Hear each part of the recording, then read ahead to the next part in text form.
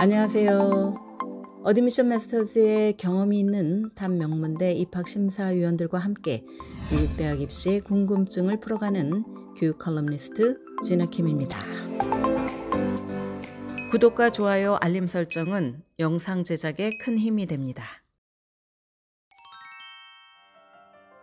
미국 내 3분의 2 이상의 대학들이 2022년 가을학기 입시에서 SAT와 ACT 등 표준시험 점수 제출을 의무화하지 않았습니다. 여기에는 하버드와 스탠포드가 포함이 되었고 영국이 표준시험 점수를 요구하지 않겠다고 발표한 UC 계열 대학도 해당이 됩니다. SAT 비판론자들은 대입에서 테스트 옵셔널 정책이 널리 퍼지기까지 너무 오래 걸렸다고 주장을 합니다.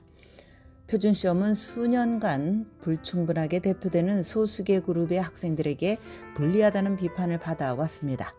한 가지 덜 알려진 것이 있는데 바로 남학생들이 여학생들보다 표준시험에서 꾸준히 더 높은 점수를 받아왔다는 점입니다.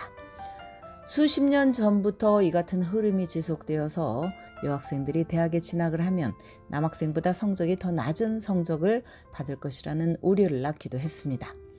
공정한 테스팅을 위한 전국센터의 밥 세이퍼 디렉터에 따르면 표준시험 운영기관들은 학생들의 시험 점수가 대학에서 받을 성적을 예측한다고 주장을 해왔습니다. 여학생들의 표준시험 점수가 남학생들의 점수보다 낮음에도 불구하고 실제로는 대학에서 여학생들이 남학생들보다 같은 수업에서 더 높은 성적을 받는다고 세이퍼 디렉터는 밝혔습니다. 그렇다면 SAT는 왜 성편견이 있다는 비판에 직면한 것일까요? 성별 차이에 대한 증거는 1985년으로 거슬러 올라갑니다. 미스 매거진이라는 잡지가 이 주제로 첫 번째 기사를 실은 것입니다. 10년 후 UC 버클리는 연구를 통해서 SAT가 대학에서 여학생들의 학업적 성취를 거의 140점 정도 낮게 예측한다고 밝혔습니다. 2017년 다른 기관이 SAT에 대해 실시한 조사에서는 1400에서 1600점대에 든 남학생 비율이 여학생보다 45%나 높다고 발표가 되었습니다. 이에 대해서 일각에서는 역사적으로 여학생들의 수학 점수가 더 낮은 것이 이 차이를 설명하는 근거가 된다고 지적을 해왔습니다. 데이비드 세르커와 캐런 지톨맨이 2009년에 출판한 책 여전히 공정하지 않다.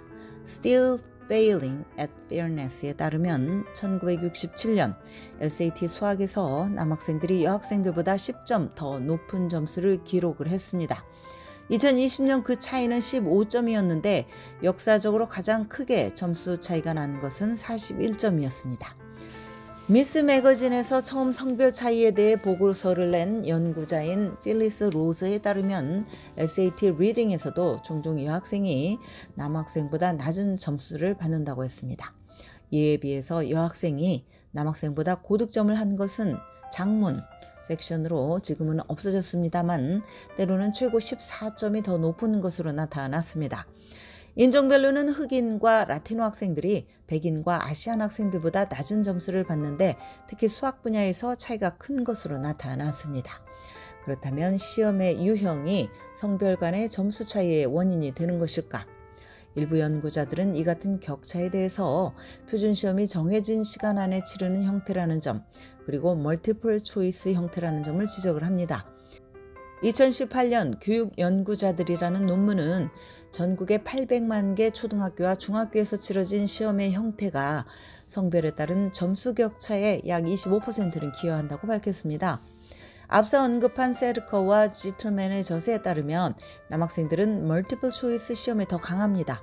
왜냐하면 답을 모를 경우 추측으로 답을 찍는 성향이 여학생보다 더 강하기 때문입니다. 반대로 여학생들은 확실히 답을 모를 경우에 공란으로 남겨두는 경향이 강하다는 것입니다. 그렇다면 SAT의 경우는 어떨까? SAT 리딩의 지문이 전형적으로 여자보다는 남자와 연관된 활동을 묘사하는 내용이 많다고 SAT 비판론자들은 말을 합니다. 예를 들어서 스포츠나 정치, 비즈니스 등과 관련된 내용들이 지문에 자주 등장한다고 공정한 테스팅을 위한 전국센터는 1990년 지적을 했습니다. 하지만 대다수 대학들이 채택한 테스트 옵셔널 정책은 여학생들에게 호재로 작용할 것으로 보입니다. 메인주의 명문 리버럴즈 컬리지인 보드윈 컬리지와 펜실베니아주의 프랭클린 앤드 머셜 컬리지는 테스트 옵셔널의 선구 자격입니다.